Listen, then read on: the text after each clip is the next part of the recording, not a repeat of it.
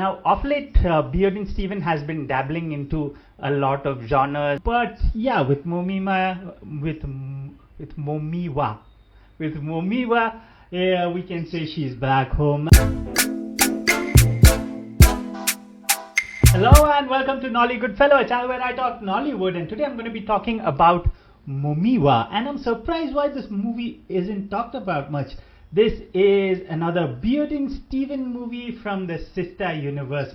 Well, for those of you who haven't seen Sister, first of all, why? Why are you denying yourself one of the best things to have come out of African commercial cinema? Well, Sister is the story of a house help who is also a single mother, and her ex-partner and the father of her kids returns back into their lives, and then what happens is what that story was all about. Here the plot is the same with a gender role reversal. So it is about a single father whose ex-partner and mother of his kids returns, and here there is this added character of Momiwa, who is a house help or a housekeeper who never lets this family feel the absence of the woman of the house. On one hand, it is the same plot, yes, but this gender role reversal changes a lot of dynamics, so that is pretty interesting. Now, of late, Biodun Stephen has been dabbling into a lot of genres and different kind of films, and she's been coming up with loads of films. But yeah, with Momiwa, yeah, we can say she's back home. I mean, there's a certain sensitivity and a feminine touch that Biodun brings to her films.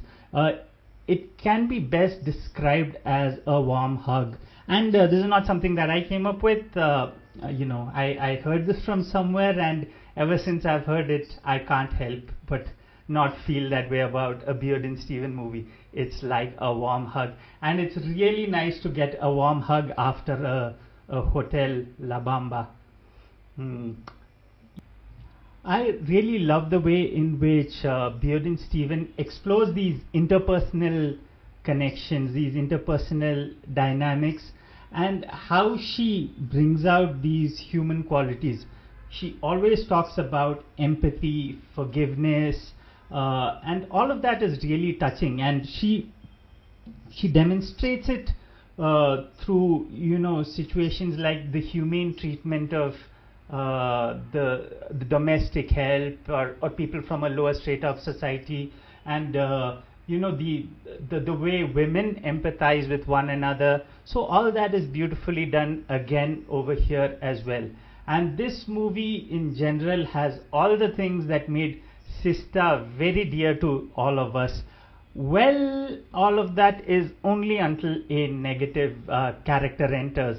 Now the problem is not with the negative character, but the lack of nuance in it, because until then the movie is so nuanced and it has everything measured, it has depth, it has all those things that we love about her movies.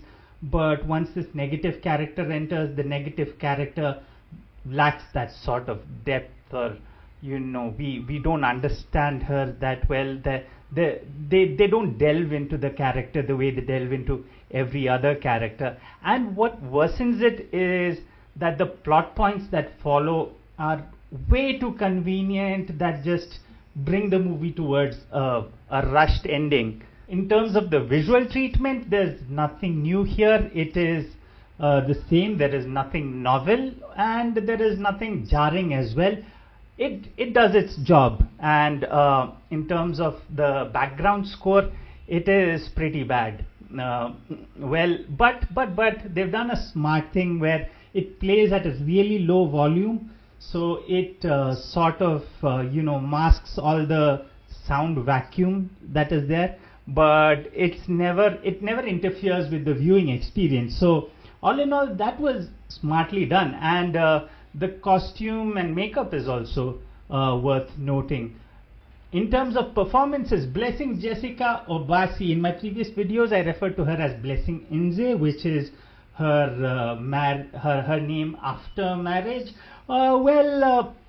call her by whatever name doesn't change the fact that she is a blessing, and she is one of Biodun Stephen's favorite actors of late, and very understandably so. She is so convincing in everything she does, and she also has this innate quality where if you see her crying, you just want to hug her and go kuchu kuchu kuchu. Yeah, but I'm not going to. But that is not to take away from the effort she puts into her roles. She can make you laugh. She can make you cry. She can make you feel anything she wants to make you feel, and that is that's a sign of a great actor.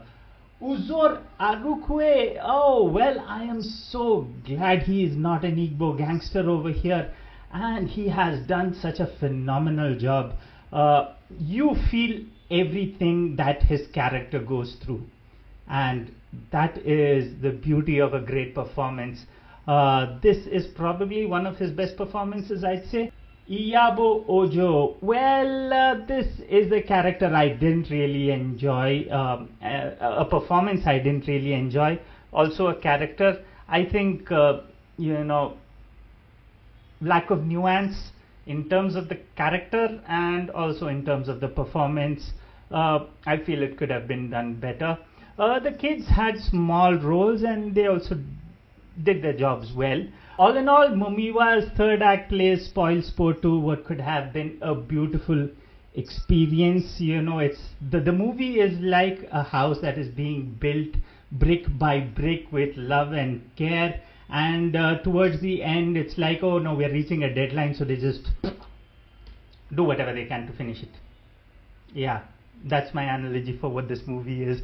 But I would say don't let that hold you back from the warm hug of a movie that Momiwa is. That's it for this time. If you guys have seen the movie, do let me know if you agree or disagree with what I said.